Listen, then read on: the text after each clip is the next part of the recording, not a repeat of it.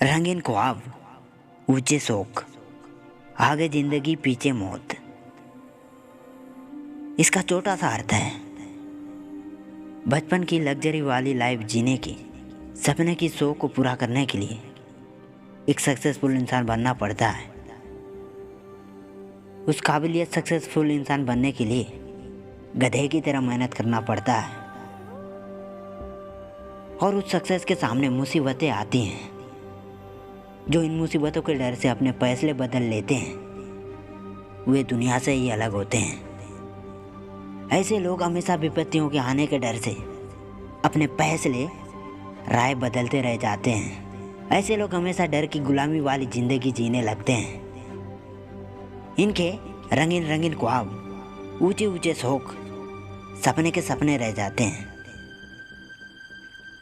और जो शख्स इन मुसीबतों का सामना करने में सफल हो जाते हैं वे अपने फैसले से दुनिया बदल देते हैं। वे अपनी दुनिया अलग बनाते हैं। वे रंगीन ख्वाब, ऊंचे ऊंचे शौक पूरे कर जाते हैं। आज एक ऐसी मोटिवेशन स्टोरी बताने वाला हूँ जो आपको बहुत ही मोटिवेट करने वाली है। एक समय की बात है, एक राज्य में एक राजा रहता था। एक दिन उसके गुप्तचरों ने राजा को सूचना दी कि पड़ोसी राज्य हम पर हमला करने वाले हैं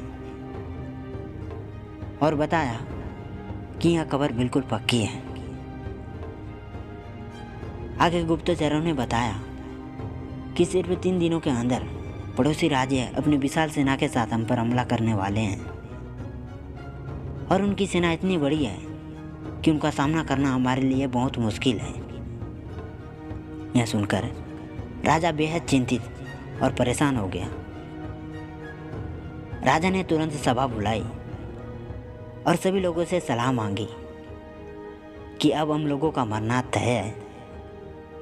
अगर किसी व्यक्ति के पास कोई सुझाव है तो वहाँ बता सकता है।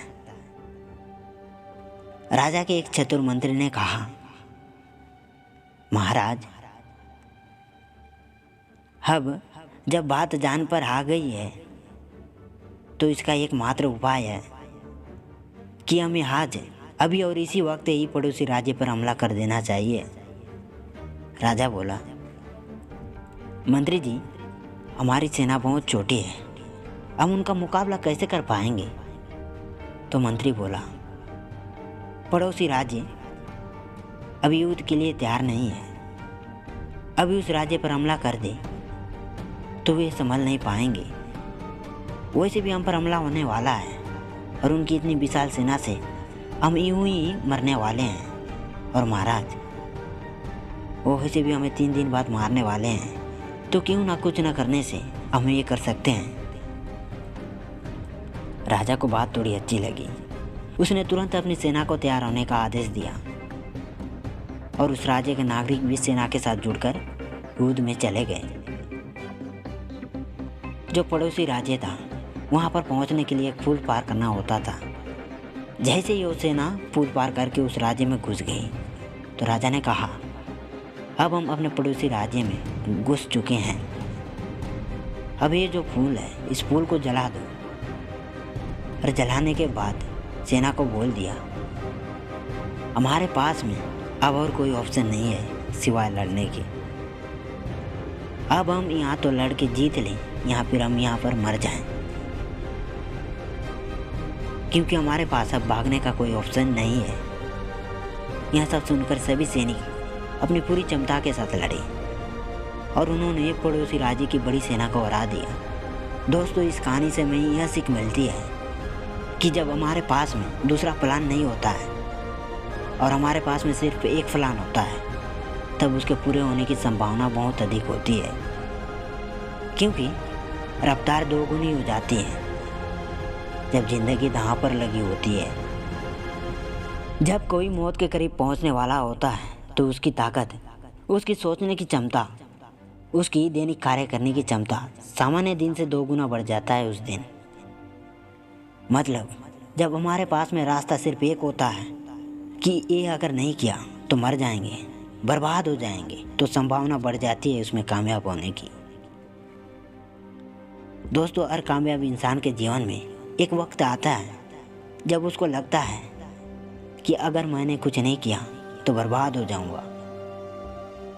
लेकिन जीवन का अगर हर दांव जीतना है तो बल से ज़्यादा बुद्धि का उपयोग करो, क्योंकि बल लड़ना सिखाता है और बुद्धि किसी भी मैदान में विजयी होना सिखाता है। सूझबूझ और धैर्य के साथ लक्ष्य को प्राप्त किया जा सकता है।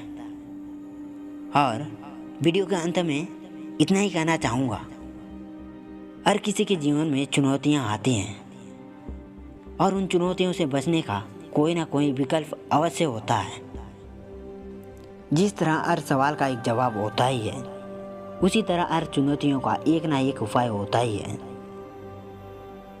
इसीलिए उन चुनौतियों का बड़े साहस के साथ सामना करो। कभी भी विषम मुसीबतें चुनौतियों से पीछे मत हटना, डर मत जाना या कभी हार मत मानना, क्योंकि कहते हैं ना, जो हार नहीं मानता उसी को हराना भी मुश्किल होता है। अब वक्त आ गया है खुद को उस लक्ष्य में सक्सेस होने का, उस जंग को सामना करने का। खुद को उस लक्ष्य में जान लगा दो। अपने लक्ष्य हासिल करने के लिए खुद को न्यौछावर कर दो। उस लक्ष्य को हासिल करने के लिए सारी कुर्बानी दे दो कि अगर मैंने अपने जीवन की लक्ष्य हासिल नहीं कर पाया तो सक्सेस के मैदान से बाहर होने वाला हूँ। अंत में यही कहना चाहूँगा कि एनीथिंग पॉसिबल इन लाइफ। जीवन में कुछ भी संभव है और जिस शख्स के लिए संभव नहीं है वो इंसान नहीं है।